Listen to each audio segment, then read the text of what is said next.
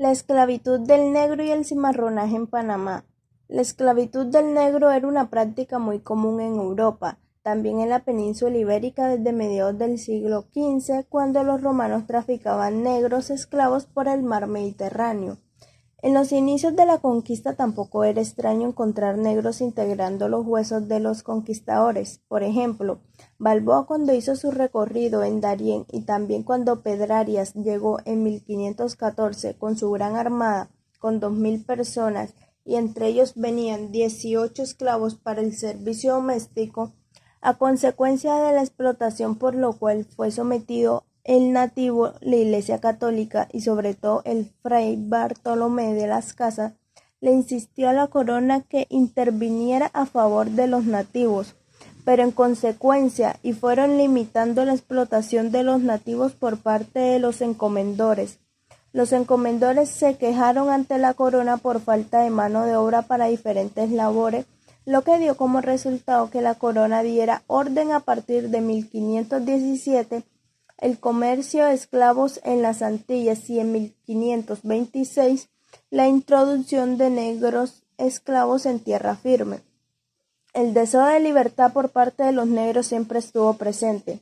Por ende, en cualquier oportunidad ellos intentaban fugarse e internarse en la selva y los españoles lo empezaron a llamar cimarrones. En Panamá, el cimarronaje tuvo mayor violencia por ser una ruta de tránsito y distribución de miles de esclavos negros. En vista de que había que dormir en el camino real durante las noches, los esclavos escapaban o eran rescatados durante los ataques de los cimarrones.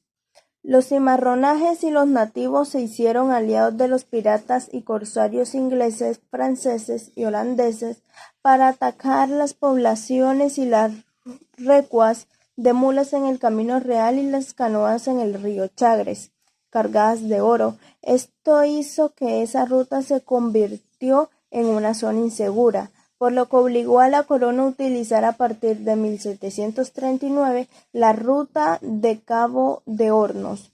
Los españoles organizaban las expediciones de castigo para combatir a los cimarrones y poder así recuperar los negros esclavos que se habían escapado de sus amos.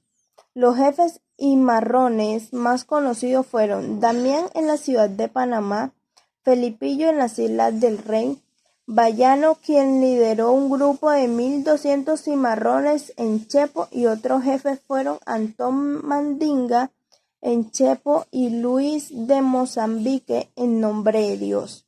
En 1579 se fundó el poblado negro en Santiago del Príncipe, hoy la población de Palenque, en la costa arriba de Colón. En 1582 se fundó el poblado negro de Santa Cruz del Real, cerca de Chepo. Más tarde, en 1558, cuando hubo un auge con la explotación de las minas de oro en Veraguas, al agotarse estas minas de oro, los negros se dispersaron hacia otro pueblo del interior ya fundados como son La Concepción, Santa Fe, Mariato, Natá y la Villa de los Santos para trabajar en agricultura y ganadería.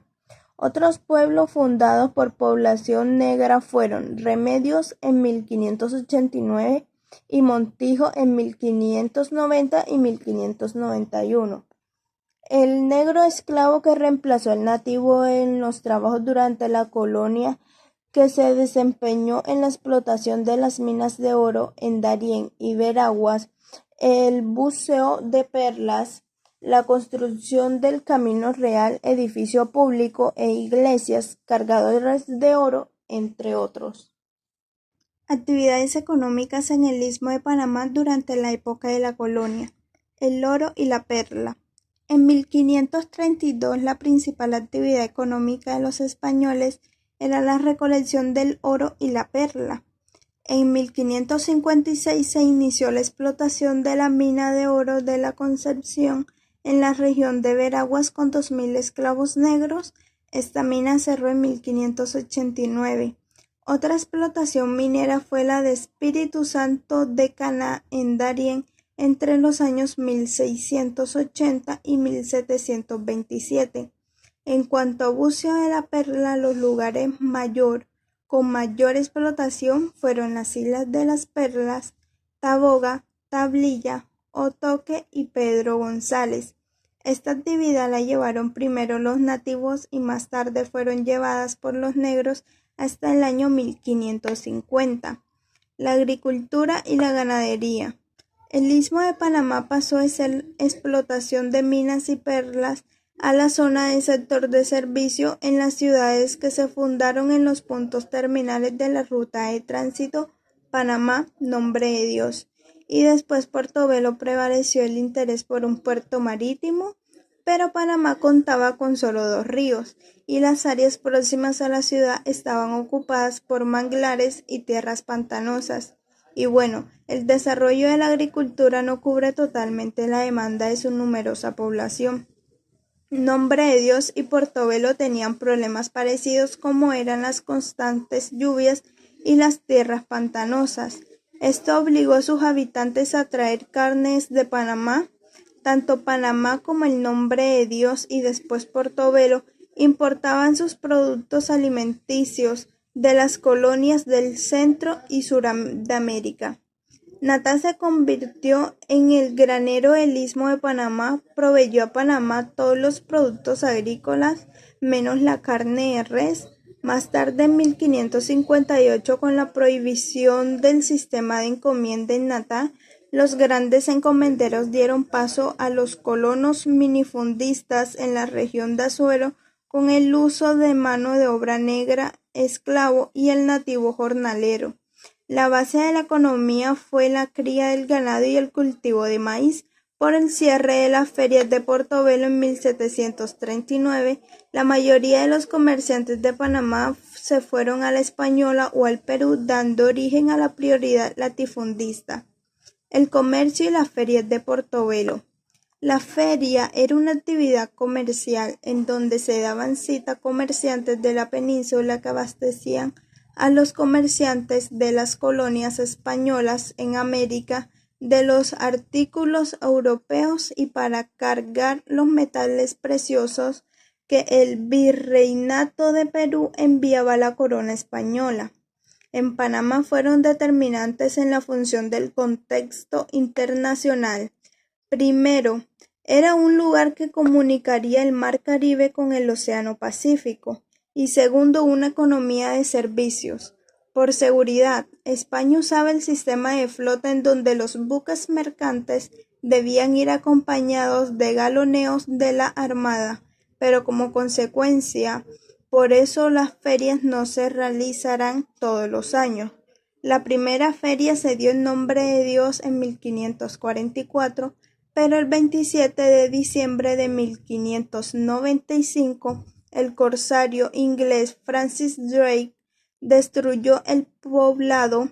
Esto obligó a las autoridades españolas a trasladar la población a otro lugar más seguro y escogieron Portobelo porque ofreció un puerto natural, seguro y mejor protegido y adecuado para la defensa. El comercio consistía en la venta de mercancía, perlas, ferretería, cerámica, encajes, animales, entre otros. Para llegar de Panamá a Nombre de Dios y después a Portobelo había 2 rutas, la del Camino Real que tenía su salida por el Puente del Rey y la del Camino de Cruces que salía por el Puente El Matadero.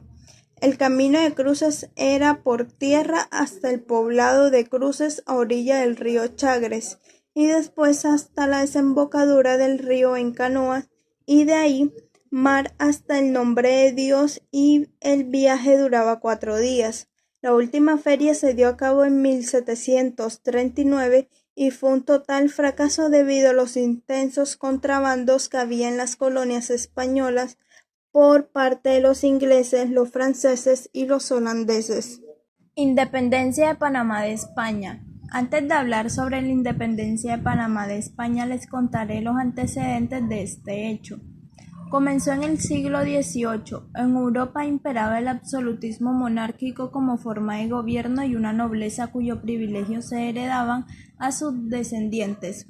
En oposición a este estatus surge un movimiento cultural llamado la Ilustración. Este movimiento surgió en Inglaterra y en Francia alcanzó su mayor esplendor. Los impulsores de los principios de este movimiento fueron los filósofos Voltaire, Montesquieu. Ellos consideraban que solo la razón ilumina la mente para alcanzar la ciencia y el progreso. De ahí viene el nombre de iluminación o iluminismo. La Ilustración cuestionaba las organizaciones políticas, económicas, sociales y religiosas. Los filósofos abogaban y proponían la igualdad de accesos a todos los empleos, la recompensa al mérito, a la virtud y a la inteligencia de las personas. El efecto inmediato de las ideas de la Ilustración lo vemos en la Revolución Norteamericana, la Revolución Francesa y la independencia de Haití. El interés del criollo ismeño por el libre comercio. A mediados del siglo XVIII, el rey Carlos III se vio precisado a tomar reformas en sus colonias de ultramar. De todas sus reformas, solo se dieron a dar en Panamá, que fueron la impulsión de los jesuitas y el establecimiento de las milicias coloniales. Eso significó el pago de más impuestos para sostener el ejército. En 1789 el Cabildo de Panamá como institución elevó al rey la solicitud de la rebaja de los aranceles, la falta de comercio e intercambio comercial con la metrópoli en 1794. El Consejo de India dio permiso para el tráfico de negros y la libertad para importar maquinaria, herramientas y otros útiles para la oreja agrícola. No hay libre comercio, principal aspiración de los ismeños. Por el libre comercio, para 1910 se organizaron 2 expediciones en Panamá para combatir el movimiento revolucionario en Sudamérica y los cabildos de Panamá y Veragua se negaron a adherirse a la Junta Revolucionaria del Sur. En 1812, José Joaquín Ortiz y Juan José Cabarcas, representantes del Istmo de Panamá, solicitaron la libertad de industria y agrícola y la igualdad con los peninsulares. Los criollos capitalinos reafirmaron su gesto de lealtad, pero al mismo tiempo consolidaron su posición en el cabildo, en los puestos de instructivos, en el comercio y como clase social. En 1814 se suspendió el libre comercio en Panamá y Sudamérica. En 1821 el virrey José de la Cruz Muguerón, de ganarse la voluntad de los criollos al nombrarlos en puestos públicos y permitir el establecimiento de una logia amazónica. A los inicios de ese año, José María Goitia había traído de Jamaica una imprenta donde publicaba el periódico La Miscelánea, que se convirtió en medio difusor de las ideas de independencia. El grito de independencia de la Villa de los Santos. El 10 de noviembre de 1821, y movidos por el deseo de libertad que recorría en América, los santeños dieron el grito de independencia de la Villa de los Santos en el acta de independencia. Declaraban la renuncia a formar parte de España, denunciaban los atropellos de lo que eran objeto los ismeños por parte de las autoridades civiles y militares. Expresaba su deseo por una unión voluntaria a Colombia, siguiendo el ideal de Bolívar. Expresaba su desconfianza hacia los creadores capitalinos y sobre todo del gobernador José de Fábrega. En la parte final del acta de independencia, los santeños instaron a otros pueblos del interior a unirse a la causa por la independencia. Firmaron el acta de independencia el coronel segundo de Villarreal, quien era jefe político militar de la villa, Joseph Antonio Salado, Julián Chávez, Joseph Antonio Moreno, Salvador Castillo, Manuel Joseph Hernández y Pedro Hernández. La gesta de los santeños motivó a los capitalinos a la declaración de la independencia. El 28 de noviembre de 1821 El 27 de noviembre, en la noche, la guarnición española no constituía un peligro debido a la deserción masiva de los soldados producto del soborno. El 28 de noviembre fue convocado un cabildo abierto en la Plaza de la Independencia donde se declaran rotos los vínculos entre el Istmo de Panamá y España. El acta de independencia declaraba la separación de Panamá de España con el apoyo espontáneo con el pueblo ismeño. La Unión Voluntaria de Colombia siguiendo el ideal de Simón Bolívar y se ratificaron las autoridades civiles y eclesiásticas. La separación de Panamá de Colombia. Antecedentes. En enero de 1898 se dieron las elecciones y ganó la terna progubernamental integrada por Manuel Antonio San Clemente y José Manuel Marroquín, ambos del Partido Conservador Nacionalista. Por enfermedad de San Clemente, el vicepresidente Marroquín asumió la presidencia. A principios de 1899, un grupo de liberales denominados belicistas se reunieron en Bucaramanga y acordaron levantarse en armas contra el gobierno de Marroquín. La guerra civil se inició el 18 de octubre de 1899 en el departamento de Santander. Los liberales ismeños, aliados de los liberales belicistas colombianos, y con el interés de que el gobierno no pudiera trasladar parte del ejército del Istmo a Colombia, iniciaron las hostilidades en el Istmo el 25 de octubre de 1899. En Panamá los liberales ismeños gozaban de la popularidad del arrabal y las poblaciones del interior del Istmo. Este respaldo se debía en parte al descontento que existía hacia el gobierno conservador por la poca atención hacia los problemas sociales y un rechazo por los excesos y desmandes del ejército y sobre todo los jefes militares. La Guerra de los 1000 días se desarrolló en dos etapas. La primera culminó con la derrota del ejército liberal en el puente de Caledonia el 26 de julio de 1900 y tuvo como figura principal a Belisario Porras y Emiliano Herrera por los liberales y al general Carlos Albán por el ejército conservador. La segunda etapa culminó con la firma del Tratado de Paz de Wisconsin el 21 de noviembre de 1902 y tuvo como figuras centrales a Victoriano Lorenzo, el general Manuel Patiño y el general Benjamín Herrera por los liberales y el general Carlos Albán por el ejército conservador. Los liberales, con Belisario Porras como jefe civil y militar en el Istmo de Panamá y Emiliano Herrera como jefe de las operaciones militares, desembarcaron el 31 de marzo de 1900 en Punta Burica al mando de 110 hombres. La batalla del puente de Caledonia. La batalla del puente de Caledonia el 21 de julio, el ejército conservador perdió la batalla en Corozal y se replegó a la capital Emiliano Herrera, en cual de apoderarse a la ciudad decidió exigir la capitulación del ejército conservador, tiempo que aprovechó el general Albán para reorganizar sus fuerzas gubernamentales.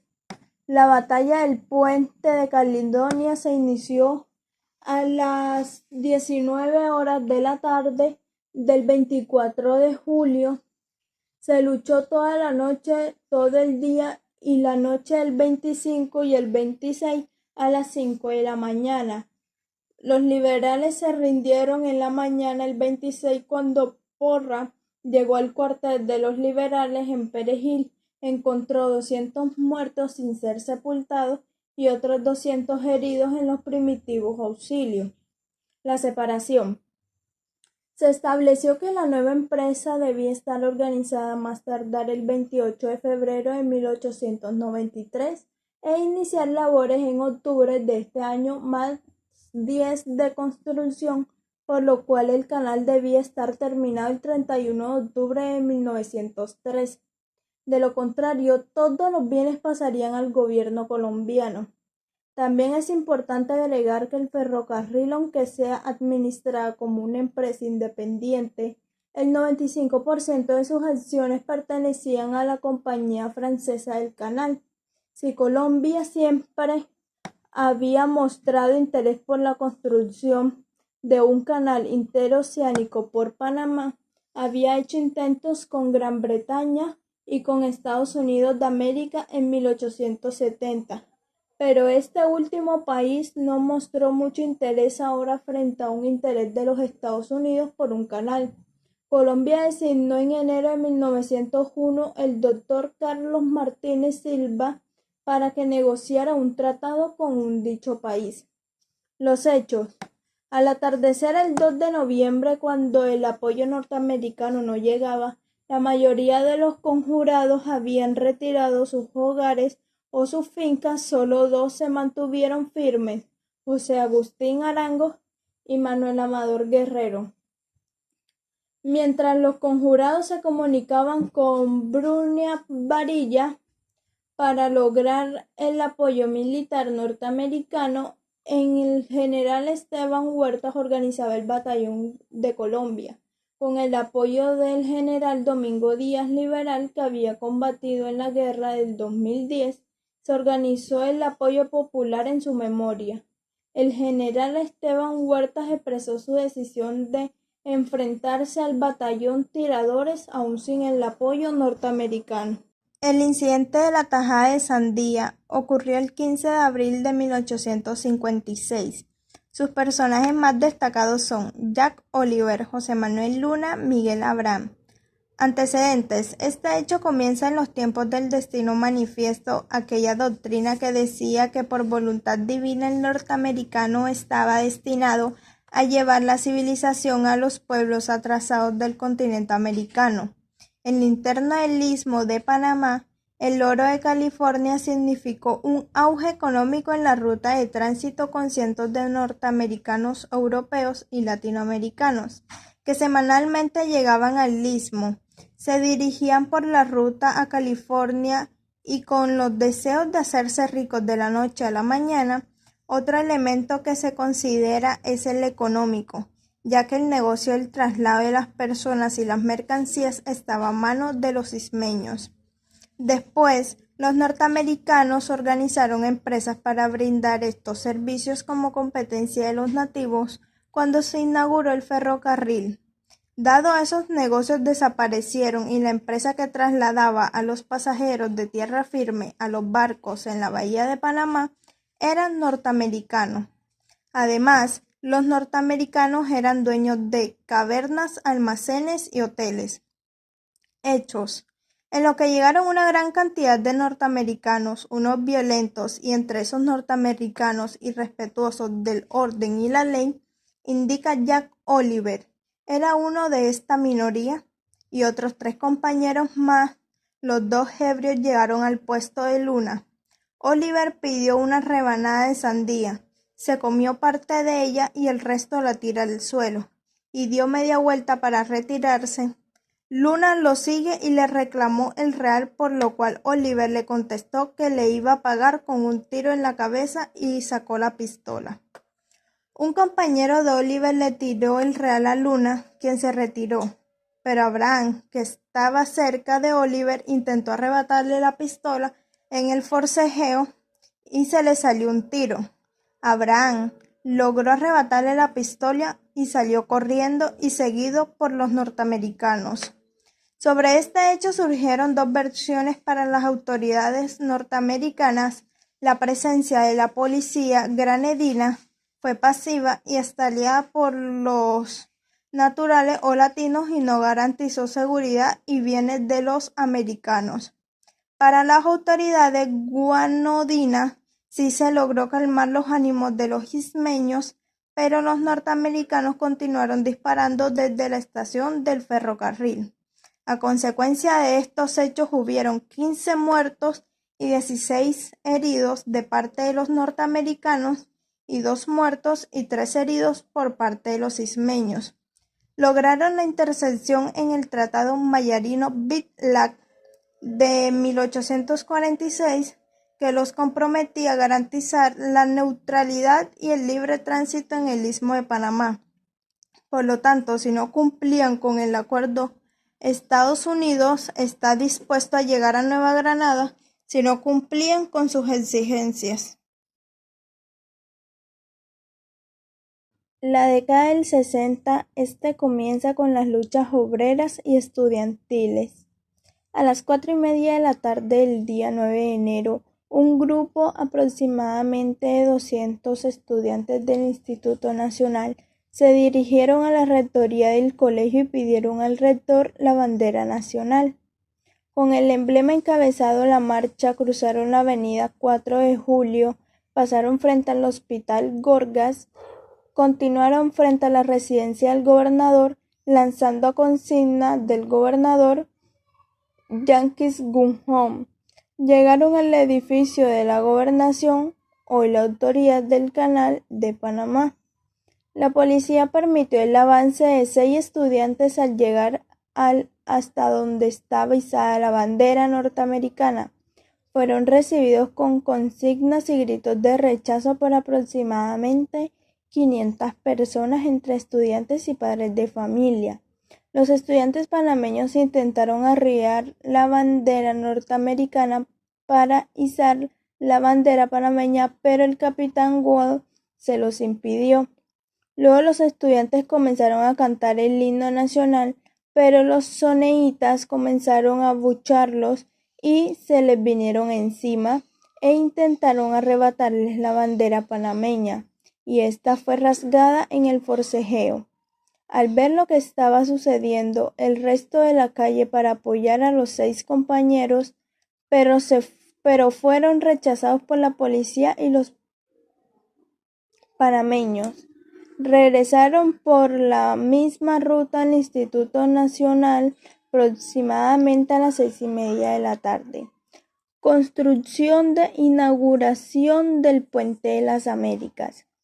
El día 23 de diciembre de 1958 inició la obra que estaba a cargo de la compañía norteamericana John Wesley y comenzó los trabajos desde las ambas orillas. El 16 de mayo de 1962 se instaló la viga que une las dos secciones centrales del puente y el 12 de octubre de ese mismo año fue la tan esperada inauguración que tuvo una extensa cobertura en radio y televisión a nivel nacional. Desarrollo de las elecciones de 1968. Por el lado de la Alianza del Pueblo, el candidato oficialista David Zamudio acaba a la oligarquía. Zamudio tenía el apoyo del comandante de la Guardia Nacional y de los 3 magistrados del Tribunal Electoral. La oposición acusaba a las autoridades civiles de apoyar al candidato oficialista y a la Guardia Nacional de perseguir a los seguidores del candidato de oposición.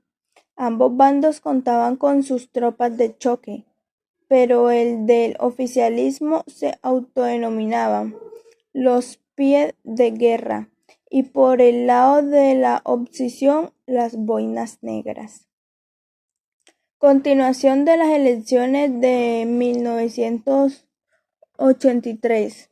Los días siguientes al 12 de mayo, cuando el fraude no era posible debido al triunfo arrollado, el doctor Arias, el comandante de la Guardia, aceptaría el triunfo del presidente a cambio de que no tomará represalias con la oficialidad de la Guardia Nacional. El 17 de mayo, mediante un comunicado, se declaró neutral en el proceso electoral y su disposición. Causas que motivaron el golpe de Estado en 1968. El 1 de octubre, la Guardia Nacional organizó un desfile para brindarle sus respetos al nuevo presidente. El desfile pasó por la Avenida Central y culminó en la Plaza 5 de Mayo, lugar de concentración popular para la toma de posesión.